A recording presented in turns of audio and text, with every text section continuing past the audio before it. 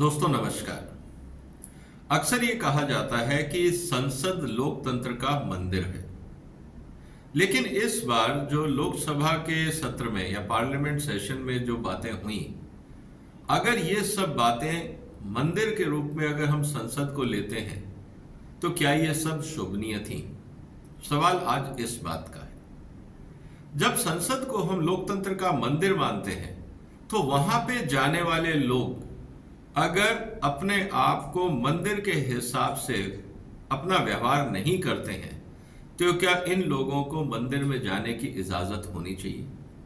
क्या वहां पे बैठने वाले लोग अगर इस मंदिर की भावनाओं का और इस मंदिर की गरिमा का स्थान नहीं रख पाते या उसका सम्मान नहीं कर पाते तो क्या ऐसे लोगों को मंदिर में जाना चाहिए? आज समस्या इस बात की है कि जो लोग संसद में बैठ के जिस तरह का व्यवहार करते हैं, दोस्तों, अगर यही एक आम आदमी इस देश का एग्जैक्टली वही व्यवहार अगर सड़क पे करता तो आज वो जेल में होता। मैं आपके सामने 7-8 उदाहरण आज रखने वाला। आगे बढ़ूं उससे पहले निवेदन है कि आप इस वीडियो को शेयर करें ताकि इस देश के हर नागरिक को ये जानने का अधिकार हो कि हमारे जो प्रतिनिधि हैं जब वो संसद में जाते हैं तो किस तरह का आचरण करते हैं।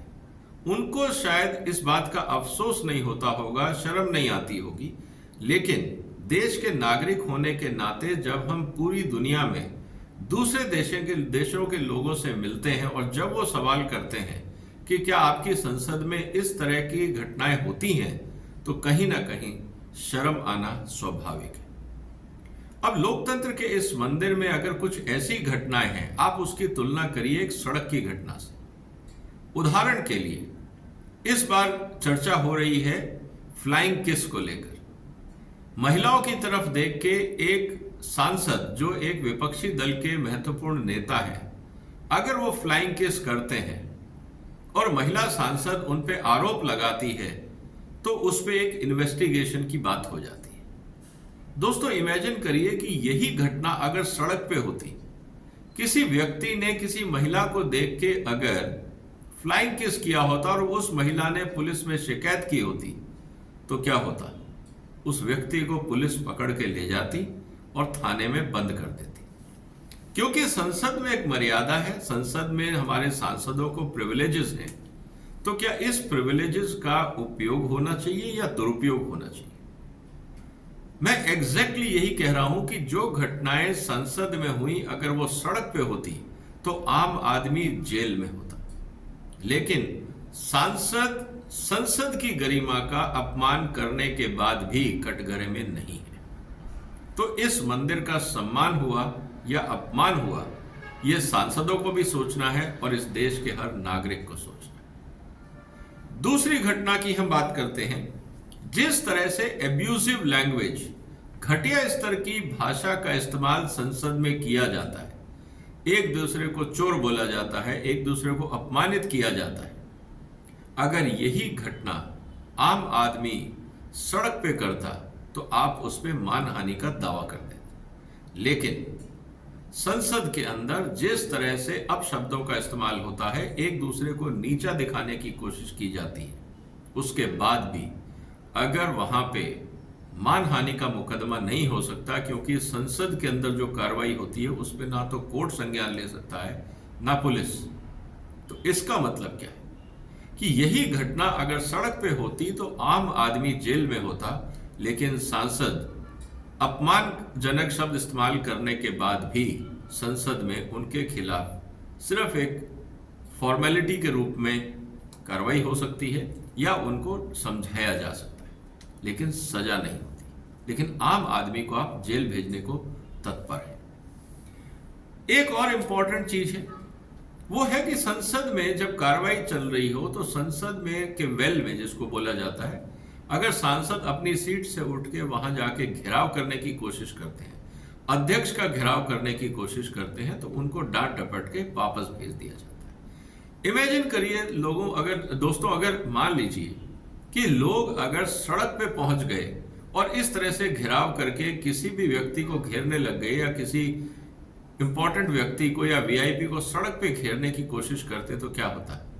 पुलिस लाठीचार्ज करती और उनको पकड़ के जेल में डाल देती। लेकिन सांसदों के साथ ऐसा नहीं हो सकता, क्योंकि उनको प्रिविलेजेस मिले हुए। इसका मतलब ये है कि इस प्रिविलेज का भी मिसयूज अगर होता है तो कार्रवाई नहीं होगी, लेकिन अगर आम आदमी घिराव करता है या शोर शराबा करता है तो पुलिस उसको अराजकता फैलाने के आरोप में उठा के जेल में डाल सकती है। अगला मुद्दा जो इंपॉर्टेंट है वो आता है घूम फिर के फेक डॉक्यूमेंट्स का।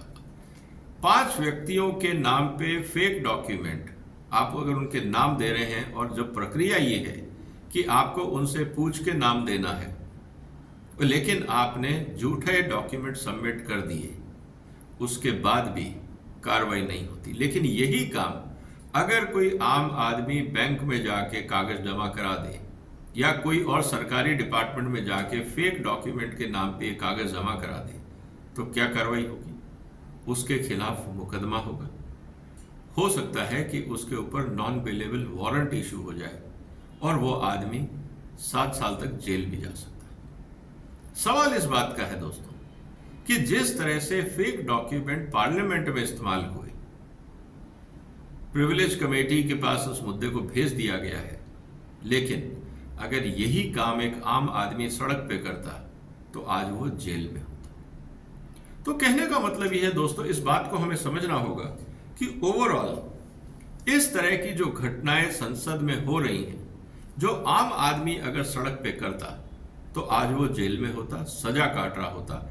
लेकिन हमारी ये माननीय सांसद, जिसको जनता चुन के संसद में भेजती है, जिसको हम लोकतंत्र का मंदिर बोलते हैं, उस मंदिर में बैठने वाले लोग उसी संस्था का अपमान करते हैं, उसी लोकतंत्र का अपमान करते हैं जिसके कारण वो वहां बैठे हैं। क्या इनके लिए कोई सजा का प्रावधान नहीं होना चाहिए? क्या ऐसे लोगों के लिए इम्यूनिटी होनी चाहिए? ये बात आज चिंता की है। ये चिंता की बात इसलिए है क्योंकि जिस तरह से संसद में भाषणों का इस्तेमाल, गिरती हुई भाषा का इस्तेमाल हो रहा है, जिस तरह से एक दूसरे का अनादर किया जा रहा है, ये निश्चित रूप से भारत के गिरते हुए लोकतंत्र के स्तर का एक एग्जाम्पल है।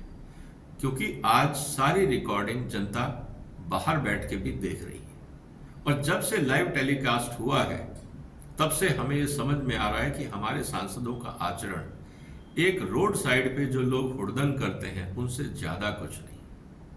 बहुत बुरा लगेगा सांसदों का के बारे में अगर हम ऐसे शब्दों का इस्तेमाल करें, लेकिन action speaks louder than the words. आप कह सकते हैं कि हम सांसद हैं, क्या आप आचरण से सांसद हैं? क्या जब आप लोकसभा में बैठते हैं या राज्यसभा में बैठते हैं, क्या आप आचरण से सांसद होने का एक रोल मॉडल प्रस्तुत करते हैं? सवाल आज इस बात को लेकर है। लेकिन इंपॉर्टेंट बात यह है दोस्तों कि आज टेक्नोलॉजी का जमाना है।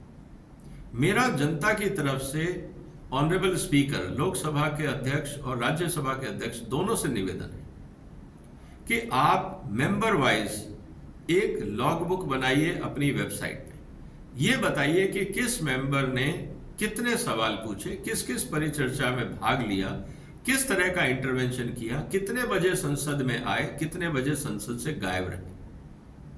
अगर हम अपने सांसदों का ट्रैक रिकॉर्ड नहीं कर सकते, हम उनकी काम करने की जो जरूरतें हैं उनको नहीं समझ सकते, और अगर वो छुट्टी पे थे या संसद में नहीं थे तो क्या वो अपनी कॉन्स्टिट्यूंसी में गए थे, वो भी लिखा जा सकता है, या वो कहीं सैर सपाटे पे गए थे, ये भी लिखा जा सकता है, या जब संसद की कार्रवाई चल रही थी वो घर में आराम फरमा रहे थे, ये भी वहां पे लिखा जा सकता है, या सिंपली वहां से एब्सेंट थे।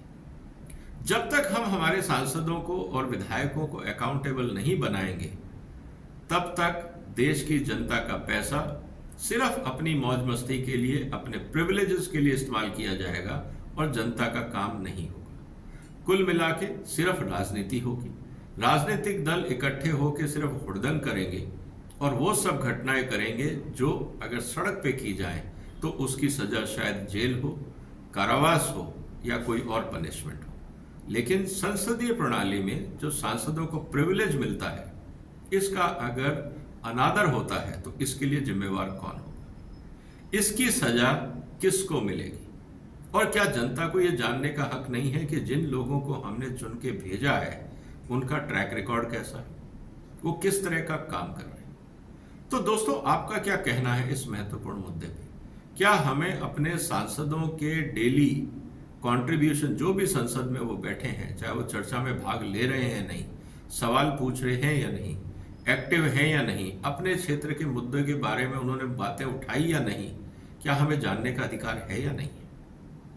या हम सिर्फ मूक दर्शक बन के 5 साल तक उस इंसान को झेलने के लिए बैठे हैं जिसको हमने बगैर जाने बगैर पहचाने वोट कर दिया, चाहे वो किसी भी दल का?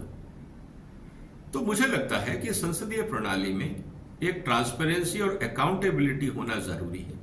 सांसद क्या कर रहे हैं इसके बारे में जब हम डिजिटल इंडिया की बात करते हैं, देश में हर चीज की हम ट्रांसपेरेंसी की बात करते हैं, तो हमारे सांसदों के जो जिस तरह के जब पार्लियामेंट्री सेशन चलते हैं या जब तक वो सांसद रहता है, उसकी अपनी दिनचर्या, मैं पर्सनल लाइफ की बात नहीं कर रहा, जब उसको पार्लियामेंट में आके चर्चा करनी है या सेलेक्ट कमेटीज में बैठना है या पार्लियामेंट्री कमेटीज में बैठना है, सारी जगह उसका कंट्रीब्यूशन क्या है, ये जानना हमारा हक है। क्योंकि जब तक हम लोकतंत्र के अंदर इंफॉर्मेशन शेयरिंग नहीं करेंगे, हम अपने वोटर्स को या नागरिकों को जागरूक नहीं करेंगे, तो हम सही सांसद कैसे चुनेंगे? सिर्फ पार्टी एफिलिएशन या जातिवाद की राजनीति या डिवाइड एंड रूल की पॉलिटिक्स के कारण अगर हम संसद बनाएंगे और सांसदों का व्यवहार वही होगा जो हमें इस बार देखने को मिला, तो क्या हमें लगता है कि लोकतंत्र का भविष्य अच्छा होगा? दुख की बात यह है कि चाहे वो लोकतंत्र के मंदिर हों, चाहे हम संसद की बात करें, या जिस तरह से आजकल न्यायालयों में काम हो रहा है, क्या ये लोकतंत्र के लिए एक सुखद समाचार है? मुझे तो नहीं लगता। अगर हम इन लोकतंत्र के जो मंदिर हैं, चाहे वो संसद हो या न्यायालय हो, अगर हम इनकी प्रतिष्ठा नहीं बचा सकते, वहां पे काम करने वाले लोग, चाहे वो वकील हो, न्यायाधीश हो, चाहे पार्लियामेंटरी हो, मंत्री हो, अगर ये अपने आचरण को नहीं सुधारेंगे तो लोकतंत्र की मर्यादा या लोकतंत्र के प्रति लोगों का सम्मान कम होगा। आपका क्या सुझाव है दोस्तों? क्या हमें सारे जो लोग इस समय कॉन्स्टिट्यूशनल पोजीशंस पे बैठे हैं, क्या उनकी अकाउंटेबिलिटी तय नहीं करनी चाहिए? क्या जनता को जानने का हक नहीं है कि हमारे चुने हुए रिप्रेजेंटेटिव क्या कंट्रीब्यूट कर रहे हैं, किस तरह से काम हो रहा है? क्योंकि जब तक अकाउंटेबिलिटी नहीं होगी, आप ऐसे लोगों को जिम्मेदार नहीं ठहरा सकते, आप गिरते हुए स्तर को रोक नहीं पाएंगे। तो दोस्तों, अपना सुझाव कमेंट्स बॉक्स में लिखिए। ये बहुत महत्वपूर्ण मुद्दा है। जब तक जनता आवाज नहीं उठाएगी, ये अराजकता चलती रहेगी। ये हमारी जिम्मेवारी है कि हमारे चुने हुए जो प्रतिनिधि जाते हैं, उनको अकाउंटेबल बनाया जाए, उनके व्यवहार के ऊपर नजर रखी जाए, ताकि लोकतंत्र को बचाया जा सके, लोकतंत्र की गरिमा को बचाया जा सके। आप अपने सुझाव कमेंट्स बॉक्स में लिखिए। एक और महत्वपूर्ण मुद्दे से फिर मुलाकात करेंगे आपके साथ। तब तक अपना ध्यान रखिएगा। फिलहाल वंदे मातरम।